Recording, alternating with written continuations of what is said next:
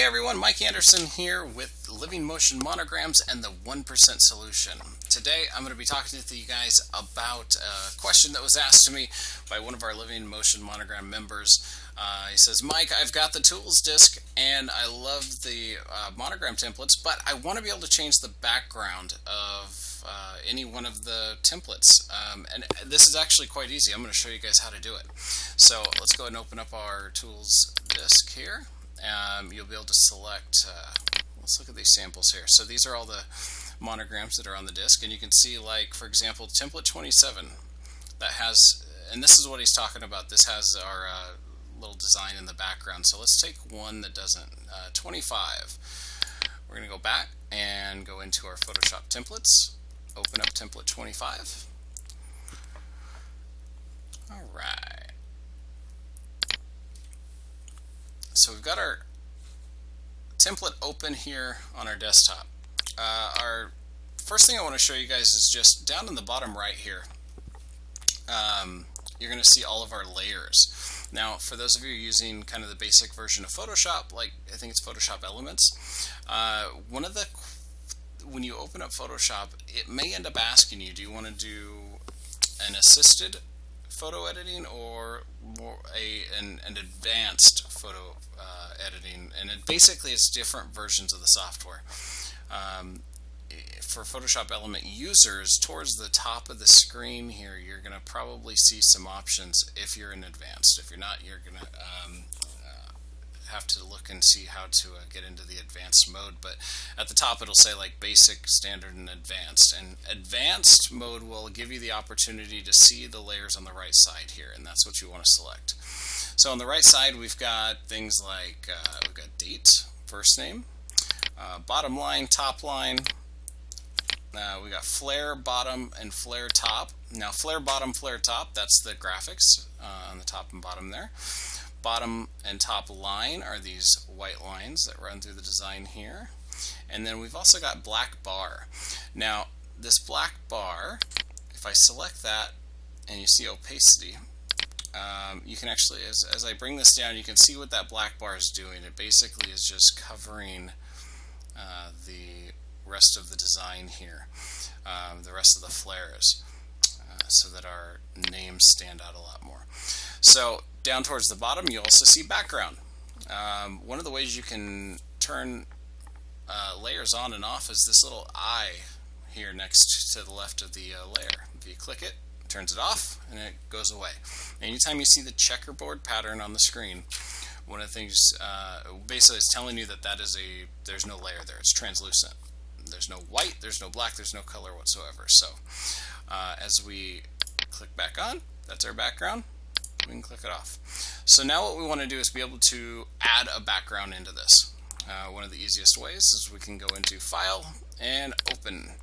So we will go to wherever you have your Tools shortcut or Tools disk and select Monograms, and we're going to go into HD backgrounds.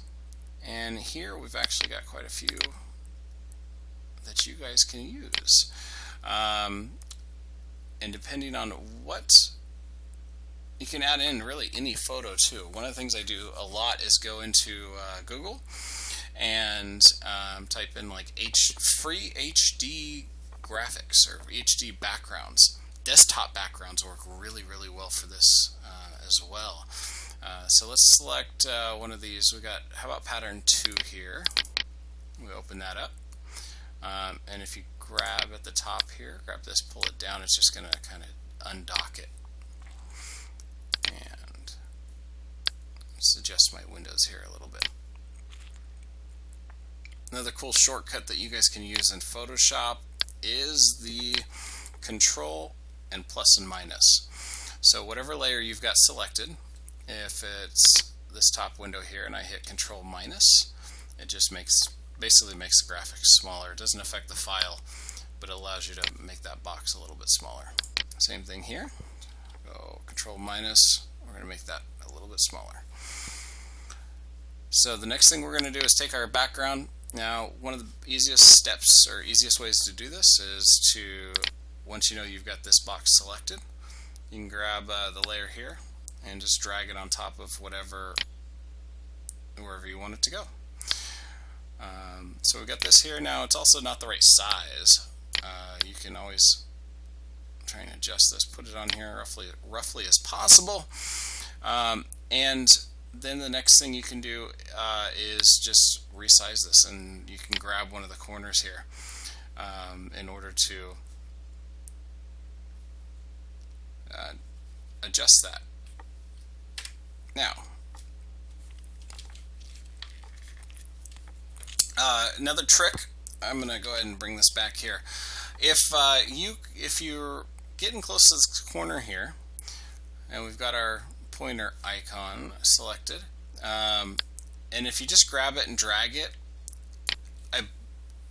it can be either way. If you notice that you can grab it and adjust it in both directions, in both up and down, left, right, then it's not holding the original aspect ratio of this design. And what that means is that you'll be able to squish it in one way, one direction, and the other direction as well, and it won't hold that ratio, it won't hold the ratio of the dimensions of that background. So if I go back and I hold down Shift and then drag this design, no matter what, as it gets bigger, it's going to hold that original ratio on the design, so that it will look normal. We're just making the image bigger. So now we've got that. It is oversized for that this design, which is actually 1920 by 1080 pixels, but we're not going to see any of the extra anyway. The other trick, though, over here on the right, we've got our layers. Now remember, when you're working in layers, the bottom layer is the bottom layer. So as you go towards the bottom here, you're going to be able to put the layers behind the other layers. So you see our background layer. If I activate that again and I grab our new background and I just drag it below our other background, all of a sudden now the black box, our original background, is the only thing that shows in the background, because this one is actually underneath that black box. If I use that icon there and I deselect it, that's going to turn that layer off. Now all of a sudden we can see the new background once again. So adding a background to any one of these designs is very, very simple. When you add it in, it may end up adding that layer up higher on the our layers chart over here. So remember, you may have to grab it and just drag it down towards the bottom. Once this is done, then you can go up and hit File and maybe Save As and do it as a JPEG. If it's a new design you want to keep, make sure you give it a unique name. Otherwise, template 25 will be changed forever on that file in your tools file. So give it a unique name, save it as a JPEG, add it to the collection, and you've all of a sudden changed your design and gave yourself a new look to any one of the templates. So be creative, have fun with it, and if you have any questions, make sure you can post your questions on our Facebook group, which is Living Motion Monograms. You can check out the Living Motion Monograms website at livingmotionmonograms.com. And you can also check out the 1% Solution group page on Facebook as well. Both groups are really great groups to be a part of, so sign up for them. And if you like this video, make sure you click that like button.